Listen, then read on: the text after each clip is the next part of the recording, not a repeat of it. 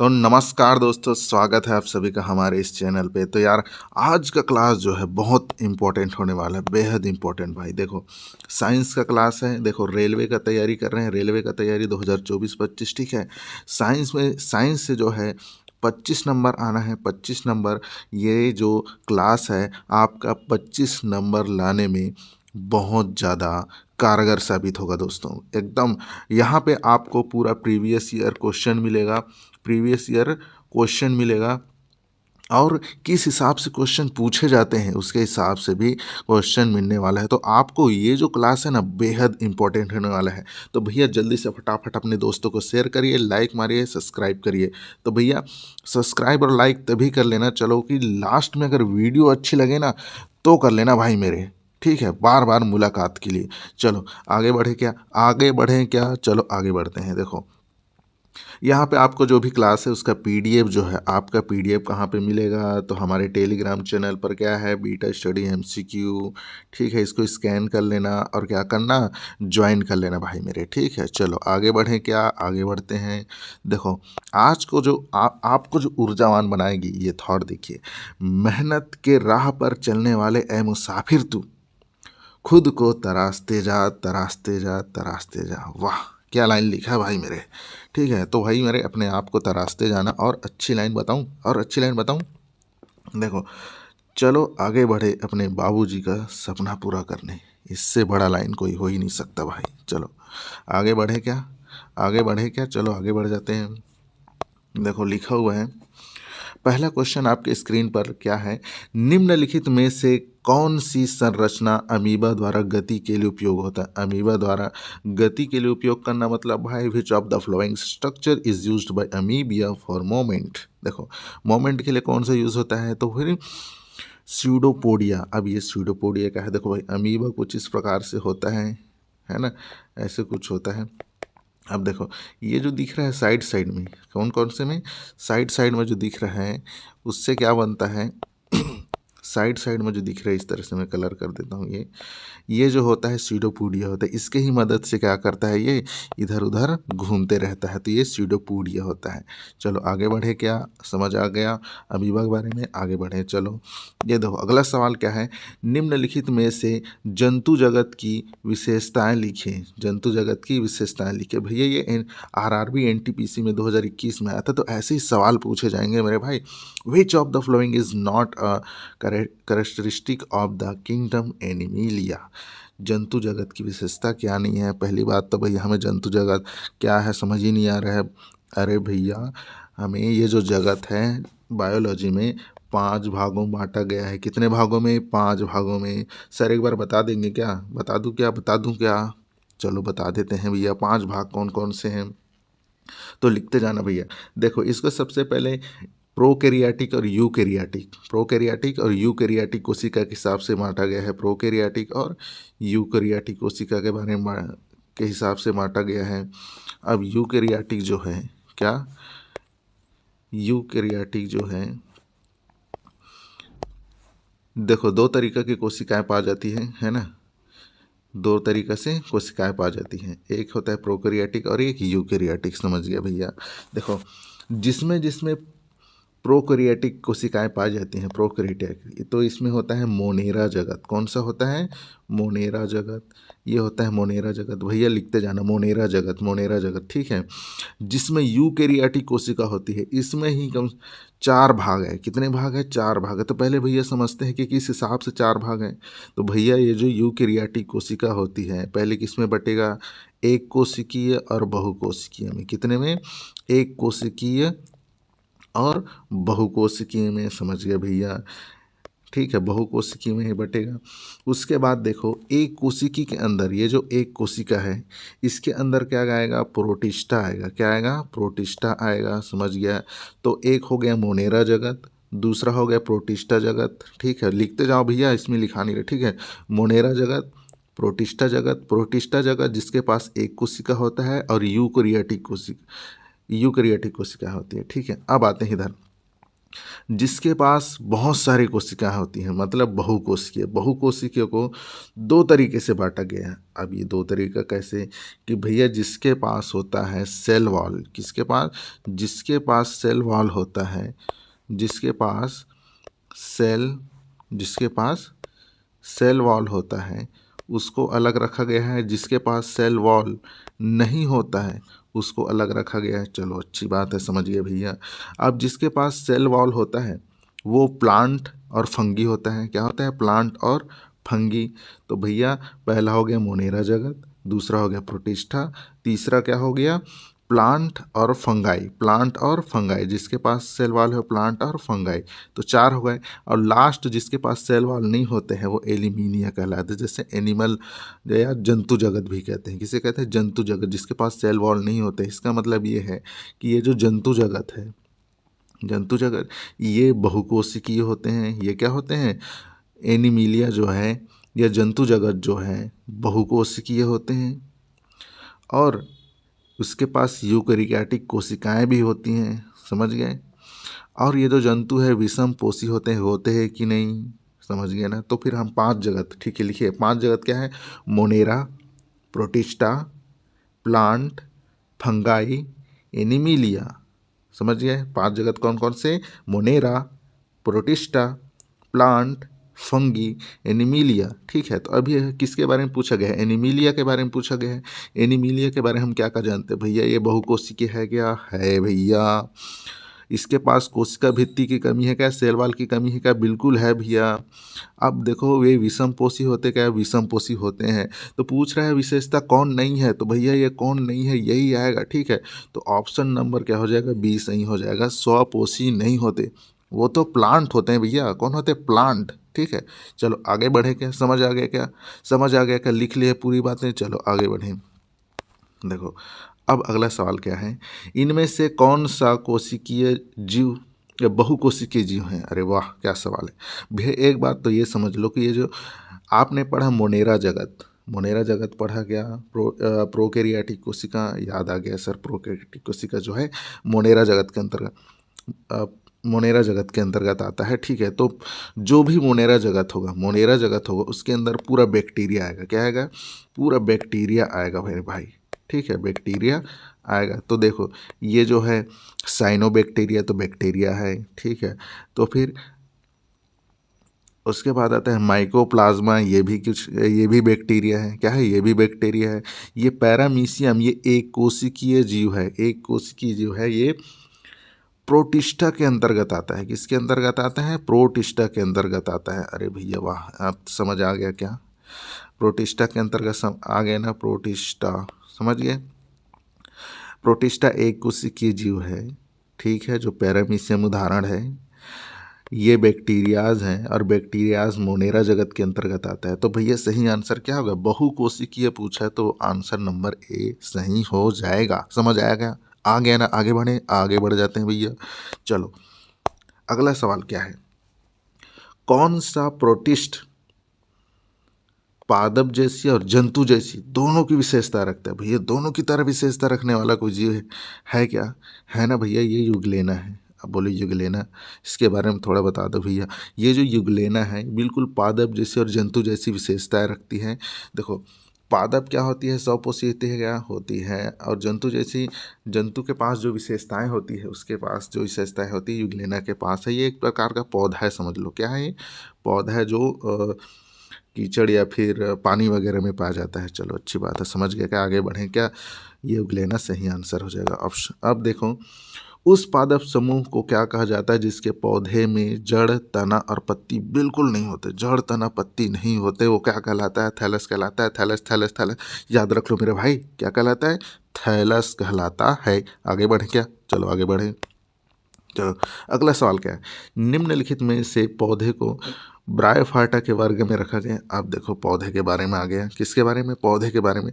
भैया पौधे को भी बांटा गया है क्या? तो जी हाँ, पौधे को भी बांटा गया है। पहले तो मैं इस समझ लो कि भैया किस प्रकार से बांटा गया है।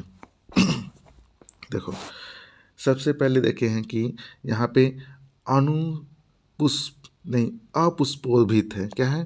अपुष्पो अपुष्पोभिद, अपुष्पोभिद पहला। दूसरा क्या है? पुष्पोभिद, पुष्पोभिद। सुन के लिख लेना भाई, सुन के, पुष्पोभिद और अपुष्पोभिद। इसके अंतर्गत देखो आपको यहाँ पे 3 प्रकार मिलेंगे और यहाँ पे आपको 2 प्रकार मिलेंगे, तो टोटल हुए 5। इसको भी 5 भागों में बांटा गया है। चलो क्या क्या है यहाँ पे जो दिख रहा है अपुष्पोभिद, अपुष्प मतलब यहाँ पे ना ही पुष्प होगा, ना ही फल होगा, ना ही बीज होगा। समझ गए मेरे भाई? समझ गए सर।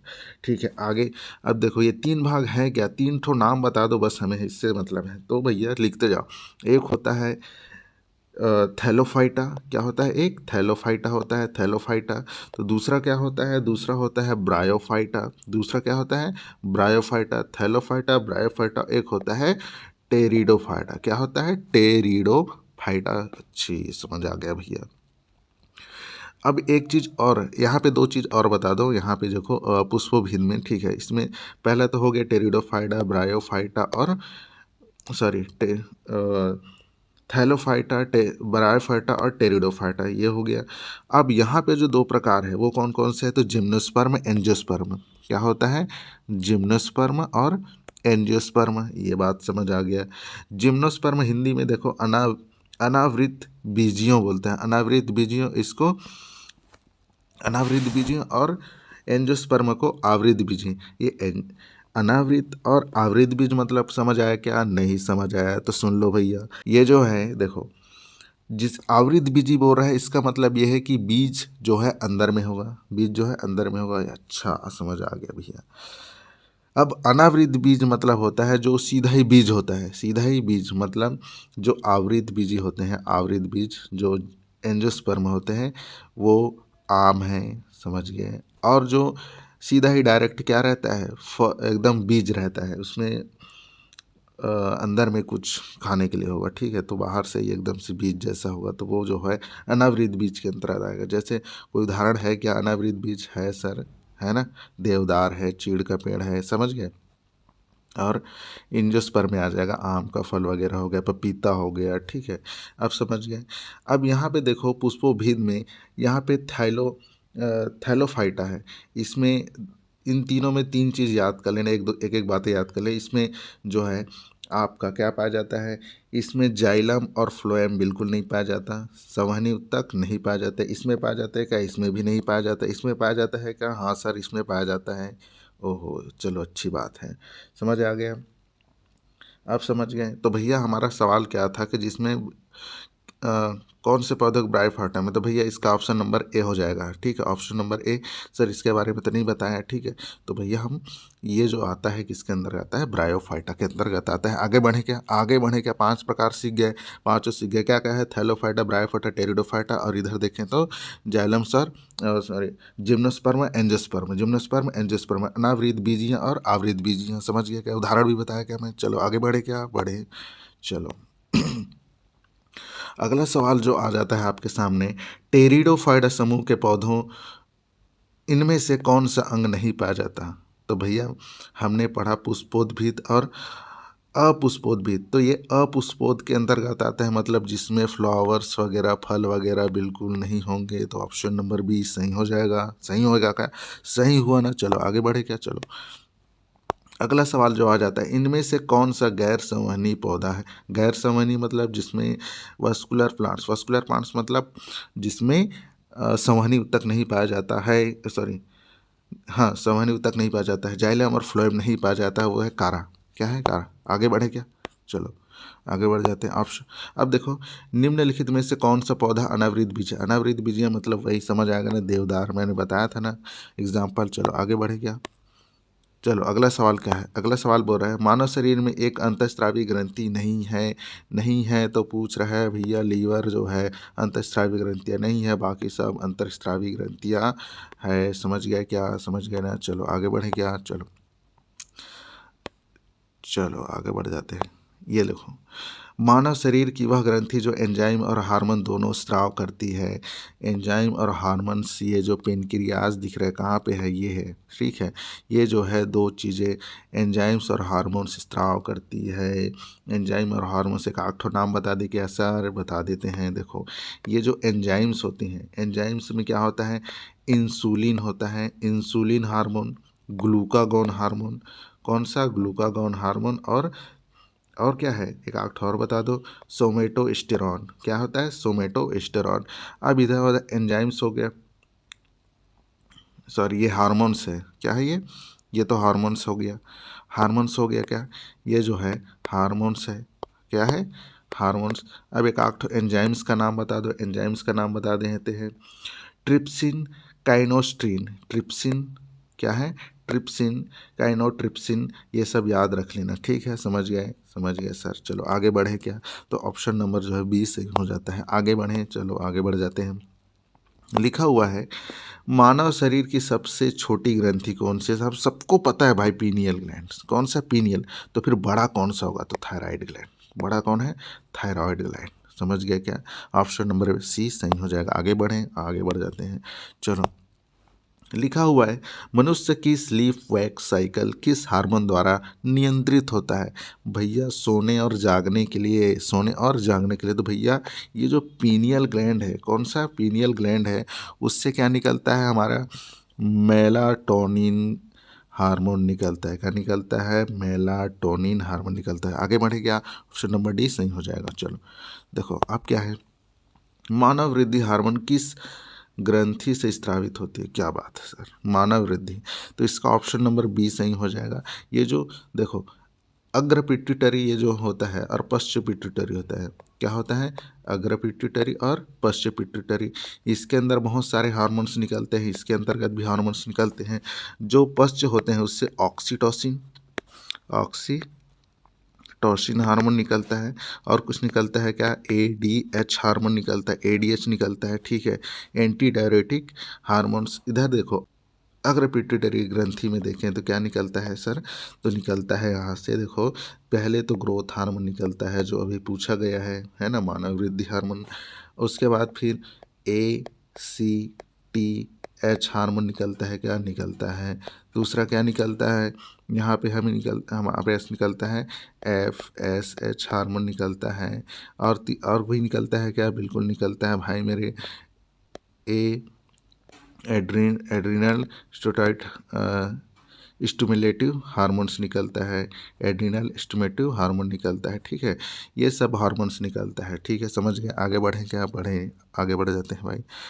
चलो आगे है, लिखा हुआ है ADH का पूरा नाम। देखो सब सवाल पूछे गए हैं भाई, ADH बताया हूँ अभी, एंटी डायरेटिक हार्मोन्स। अब इसके बारे में थोड़ा सा बता दो सर, इसके बारे में थोड़ा सा बता दो, ठीक है। ये जो एंटी डायरेटिक हार्मोन्स हैं ये पेशाब बनने से रोकता है भाई, पेशाब बनने से रोकता है, बिल्कुल ना भैया। अगर आपके शरीर में पानी की कमी ना हो, इसलिए ये जो ADH है ये बोलता है कि भैया पेशाब ज़्यादा मत बनाइए, नहीं तो पानी की समस्या हो जाएगा ना भाई मेरी। तो एंटी डायरेटिक हार्मोन्स का ये काम है। आगे बढ़ेगा, चलो आगे बढ़ते हैं।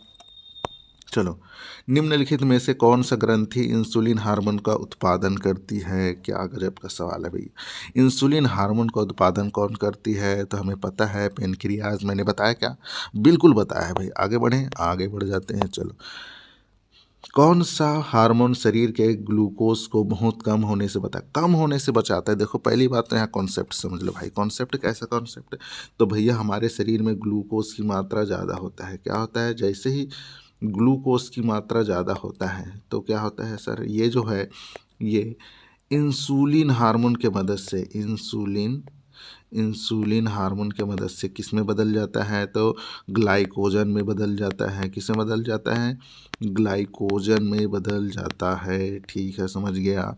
तो भैया जब हमारे ब्लड में ग्लूकोज की कमी होता है तो ये ग्लाइकोजन टूटेगा क्या वापस में, बिल्कुल टूटेगा सर। तो किसकी मदद से टूटेगा, तो वो है ग्लूकागोन के मदद से। किसकी मदद से, ग्लूकागोन के मदद से टूटेगा। तो इसका मतलब ग्लूकागोन जो है मानव शरीर में ग्लूकोज को बहुत कम होने से बचाता है। ऑप्शन नंबर 20 सही हो जाएगा। चलो अगला सवाल क्या है, पूछ रहा है, जब कोई व्यक्ति बहुत अधिक क्रोधित, शर्मिंदा, चिंतित होता है तो कौन से हार्मोन से स्ट्रेस से बचाता है? तो एड्रेनालाइन, याद रख लिए एड्रेनालाइन। आगे बढ़े क्या? आगे बढ़ जाते हैं मेरे भाई। एस्ट्रोजन का मूल कार्य क्या है भाई? देखो, अंडाणु से जो है दो हार्मोन्स निकलते हैं। एक एस्ट्रोजन होती है, ये खुद लिखा हुआ एस्ट्रोजन। एक होता है प्रोजेस्ट्रॉन होता है। क्या होता है? प्रोजेस्ट्रॉन होता है। ठीक है, समझ गया भैया। तो देखो, ये जो एस्ट्रोजन है ये किस में काम करता है? मासिक धर्म चक्र को नियंत्रित करने में। ये जो प्रोजेस्ट्रॉन है ये किस में मदद करता है? गर्भाशय को बनाए रखने में। तो भैया ऑप्शन नंबर इसका बी सही हो जाएगा। ऑप्शन नंबर बी सही हो जाएगा। समझ गए क्या? चलो आगे बढ़े क्या? आगे बढ़ते हैं। चलो, ये लास्ट सवाल है, देखो क्लास का अंतिम सवाल। कौन सा हार्मोन जो है वृषण से हार्मोन स्रावित करता है? तो कौन सा हार्मोन वृषण से हार्मोन होता है? चलो देखो, वृषण से जो हार्मोन स्रावित होता है वो क्या है? टेस्टोस्टेरोन। क्या है? टेस्टोस्टेरोन।